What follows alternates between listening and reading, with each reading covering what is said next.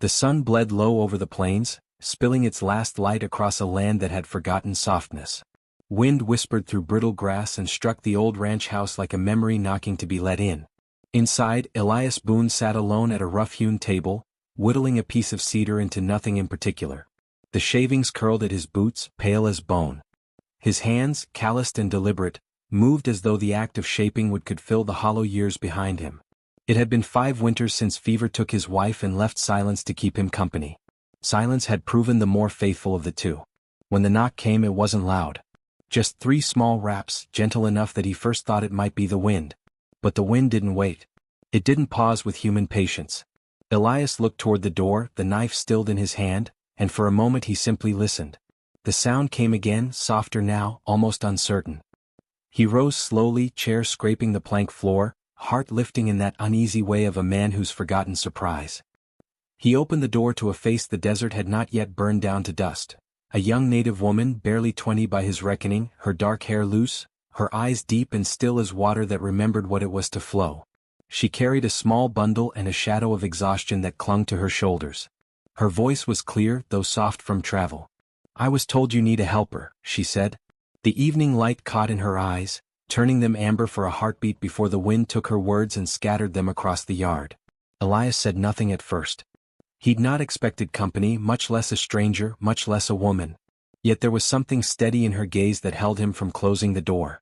"You were told wrong," he managed. His voice came rough, like a shovel scraping dry earth. "I can work," she said simply. "Cook, mend, tend to stock."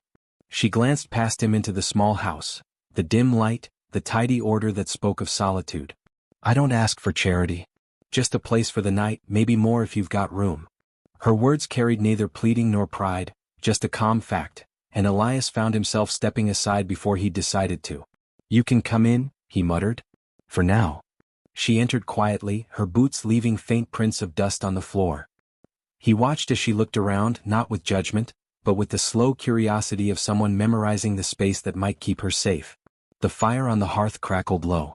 She knelt to warm her hands, and he caught the faint scent of sage and rain on her clothes. "What's your name?" he asked after a long moment. "Ayanna," she said. "Ayanna Redbird." He nodded. "Elias Boone." He busied himself with the kettle, pouring her a cup of water from the jug. When she took it, their fingers brushed, barely a touch, but enough to set something quiet stirring in the air between them. They spoke little more that evening. She ate sparingly of the stew he'd made. He watched the fire more than he watched her. When he showed her to the small spare room, she thanked him with a nod, her voice too tired to reach above a whisper. The night settled thick with wind and distance. Elias lay awake long after the lamp was out. He listened to the boards creak, to the coyotes crying from far hills, and to the faint sound of someone breathing in the next room. He tried not to think of how long it had been since the house had held another living soul. Yet curiosity, sly and patient, took root in the cracks of his solitude. He wondered where she came from, what she'd left behind to find herself at his door. And he wondered why the air already felt different with her under his roof. Morning rose pale and brittle. The frost melted into mist, curling around fence posts and sagebrush. Elias stepped outside to fetch water and found Ayanna already awake, sweeping the porch with a handmade broom. Her movements were unhurried, graceful even in their plainness. When she noticed him, she paused. "I didn't mean to start without asking," she said. "Don't hurt anything by sweeping," he replied. "Ain't been done in a while." She smiled faintly and kept working. Something about that small smile, so reserved yet whole, stirred a warmth he hadn't expected to feel again. He spent the morning mending a fence while she milked the cow and tended the hens. By noon the place already looked more alive. As days passed, their rhythm settled like an old tune rediscovered. He taught her where the feed was kept. She taught him how to brew tea from desert herbs that soothed a sore throat. Their words were few, but the silence between them grew companionable. When she hummed softly while cooking, he found himself listening, the melody lingering in his chest long after it ended. But the world outside their quiet boundary had a longer memory and a sharper tongue. When Elias rode to town for supplies with Ayanna by his side, the air around them changed. People stared, long lingering stares filled with suspicion. A whisper here, a smirk there. "That Boone's gone strange," someone muttered behind a barrel. "Took up with a Redbird girl." Elias ignored it, jaw tight, but he saw how Ayanna's shoulders stiffened as they walked.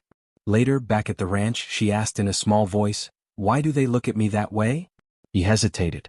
"Because folks out here don't know better," he said. "And when they don't know better, they fear what ain't like them." She nodded but said nothing more.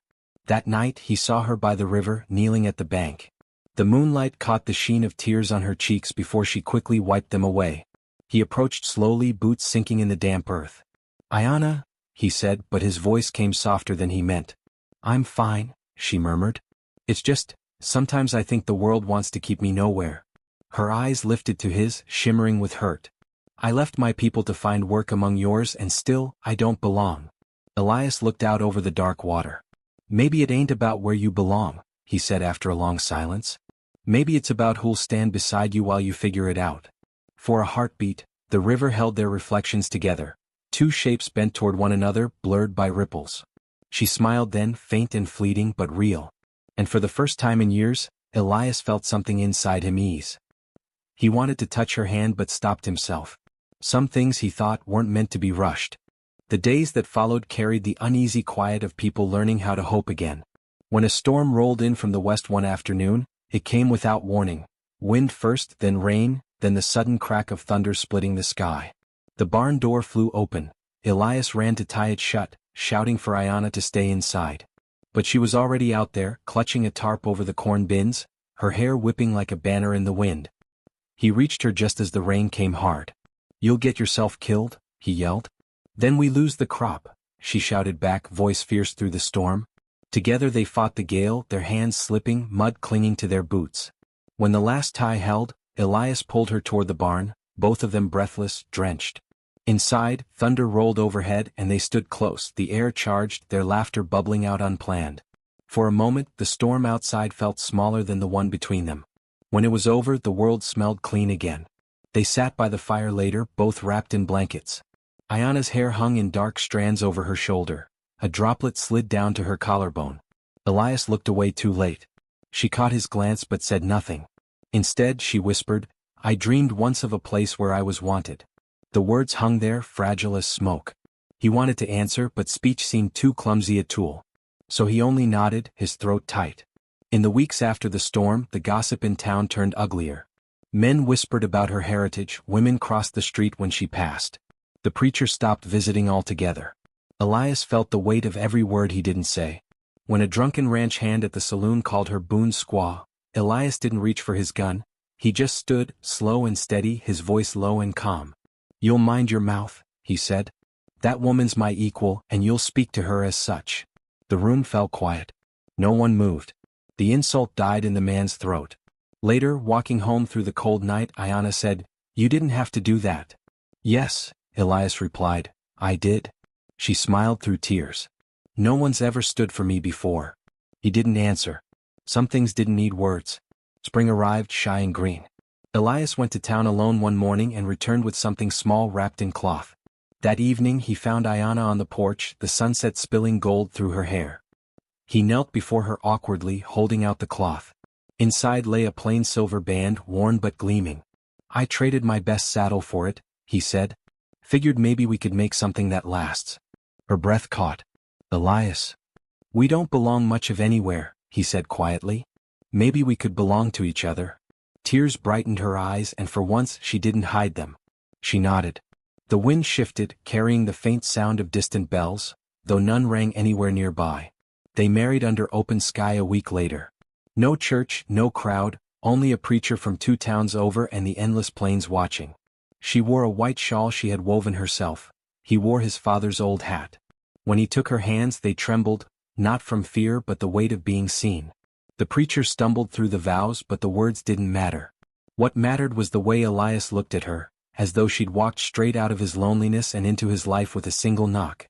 Afterward they rode home together in silence. The light faded slow, turning everything copper and kind. When they reached the house, Ayana turned to him and said, "Now the desert knows my name." He smiled. "And I reckon it won't forget it." Time moved gently after that. The ranch thrived again, laughter soft as wind in the wheat. Some evenings Elias would find her by the river, not crying now but singing.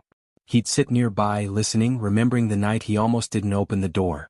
Sometimes, when dusk fell and the world turned gold and blue, He still heard that first knock echoing in his mind, a sound small enough to ignore but powerful enough to change everything.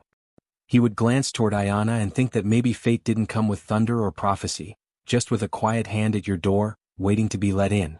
And when he finally lay down each night, the silence no longer felt like an ache but like the gentle hum of something alive, two hearts side by side, learning how to belong.